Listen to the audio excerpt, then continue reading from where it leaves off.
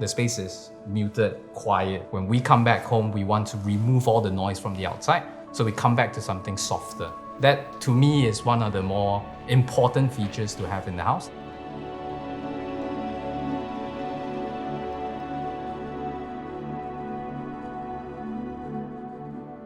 Hi, my name is Kai. I'm a design and build contractor.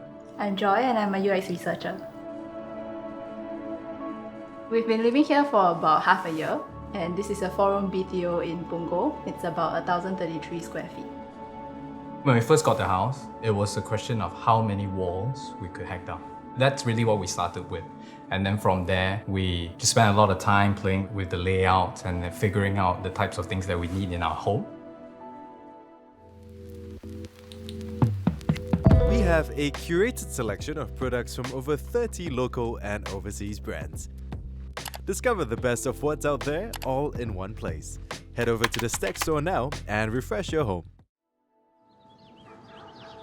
I really love the quiet environment. It's very easy for us to go down, get some food, and then have a nice walk. We even take away our food and just sit by the bench at the park and eat.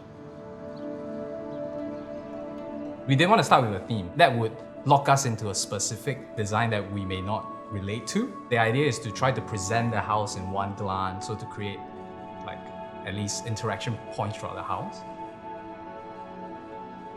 We have a daily ritual whenever we come back home. The space is built so that we have a transitional space before we enter into the main home. We have a staging area. That's the area where we put cute little things, telling me and to set the tone. You are home, put away work mode.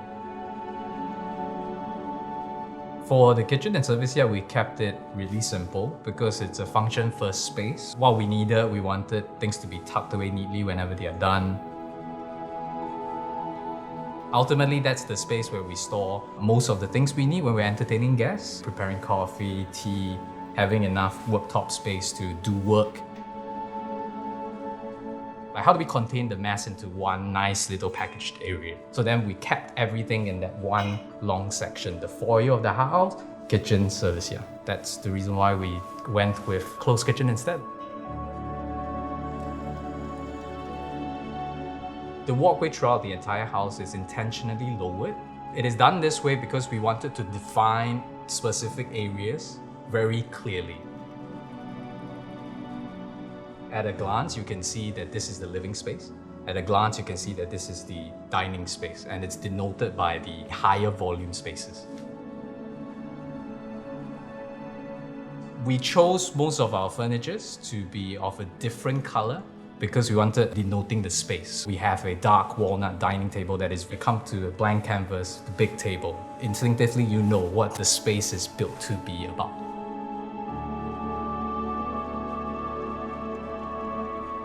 For my study, I kept it at the corner because I wanted a space where I can view the entire space at one glance. It's like my command center.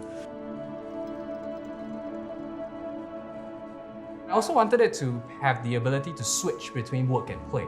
I need my physical environment to reflect the mood that I want to be in as well. So lighting plays a big part in that, and when I open up the panel, I get to see all my collection, and then I can just forget about work.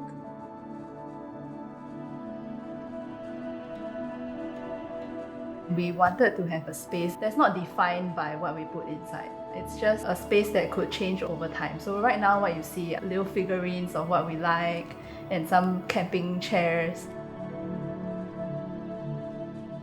Taking advantage of natural light that shines through to really encapsulate that feeling within one space.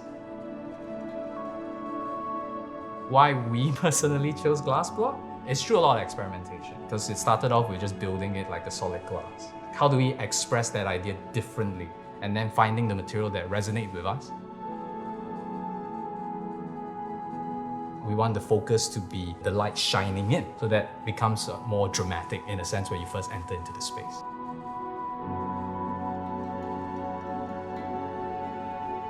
For our living space, we have a few focal points, and one of them is the TV area. And we have karaoke nights here. People can stand at the back, you can join in at the front. It is broken up into 3 distinct sections, but they are all still connected in that sense. I told him that I wanted a little corner of the house to myself because I have the stuff that I bring over from my previous house. I will obviously need to store this kind of memorabilia. When I use the space, I could be on top of the platform, or I could use the platform as a little desk for me to work when I sit on the floor. And the space is connected to both our bedroom and our living room. So when I open up this space, it actually allows more light to come into the living room, and guests could also sit along this edge here.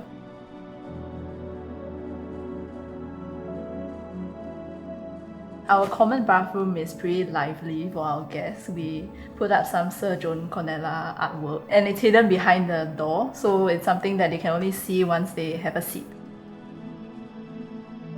And the master looked quite small when we first came in.